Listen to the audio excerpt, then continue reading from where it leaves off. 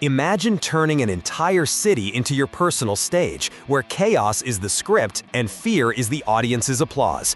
For a certain Gotham villainess, crime is not a means to an end, but the main event itself, a grand performance designed to capture all eyes, especially those of the Dark Knight. She doesn't want your money, she wants your full attention in a spectacle of anarchy. Hey clickers, subscribe with the bell activated, comment with the content you want to see on the channel, share this video to help us grow, and leave your hype. It helps us a lot.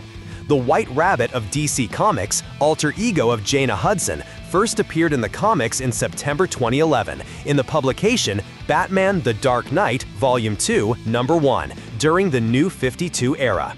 This initial appearance established her as a mysterious figure, marked by charm, theatricality, and a clear connection to the classic work of Lewis Carroll. Unlike most Gotham criminals who seek fortune, power, or revenge, this antagonist's motivation stands out for the performative and narcissistic character of her actions.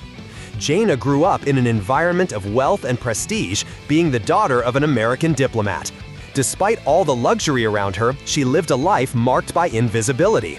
Emotional neglect and the feeling of never being truly seen turned into an obsession, to be the center of attention at any cost.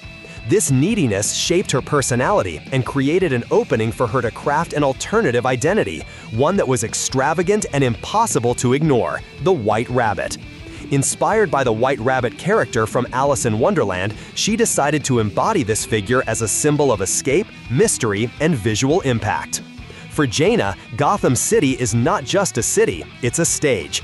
Its terrified inhabitants are an involuntary audience, and the heroes, especially Batman, are the main actors in her play. Every crime, every move is treated as part of a grand production.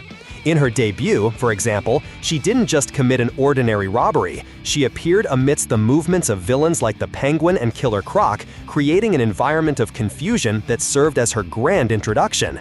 More than the outcome of the crime, what mattered was the impact of her entrance on the scene. One of the most intriguing elements of her methodology is the ability to split into two distinct versions. On one side, the discreet and elegant Jana Hudson, on the other, the extravagant and dangerous White Rabbit. This ability, presented in the comics as a form of illusion or physical duplication, enhances the mystery surrounding the character and gives the impression that she can be in two places at once. Narratively, it also functions as a metaphor for her fractured identity, the invisible and neglected woman who needs to become someone impossible to be ignored. In later stories, such as in the major arc of Batman Eternal 2014, the White Rabbit returns amid a vast ensemble of villains taking advantage of Gotham's instability. Even when acting under the leadership of more influential names, like the Riddler, she maintains her trademark, turning crime into a spectacle. Her participation may not carry the same strategic weight as figures like the Penguin or the Riddler himself, but she refuses to be just a piece on the board. Each of her appearances is transformed into a performative, flashy, and theatrical act. This insistence on keeping the focus on herself is what sets her apart from the others. The comparison with the Joker is worth noting. While he uses chaos as a way to prove philosophical points about human nature, the White Rabbit does not seek to convey any deep message. She is not interested in philosophy, nor in politics, nor in revenge against the city. Her message is clear and direct: look at me. Her goal is to be seen, recognized, and remembered. In this sense, her psychology is simpler, but also more tragic, as it reveals a woman whose identity was built entirely on the need for external validation. Jana Hudson's obsession with Lewis Carroll's work also goes beyond the name and the flashy outfit. Her way of operating is a constant recreation of the feeling of falling down the rabbit hole, unexpected, confusing, and often disconcerting. She drags Gotham into her own distorted version of Alice in Wonderland, a world where the rules are hers and no one can predict what will happen next. Each crime is, for her, a new chapter in a personal narrative, where disorder is the brush and the entire city is the canvas. This style makes her a curious character within Batman's rogues gallery. She lacks the philosophical depth of the Joker, the strategic genius of the Riddler, or the physical presence of Bane. But her originality lies precisely in treating crime as performance, in being an artist of chaos. Her spectacle is her form of revenge against a life of invisibility, and each criminal act is a desperate attempt to ensure she will never be ignored again. In the end, the White Rabbit represents a peculiar facet of Gotham.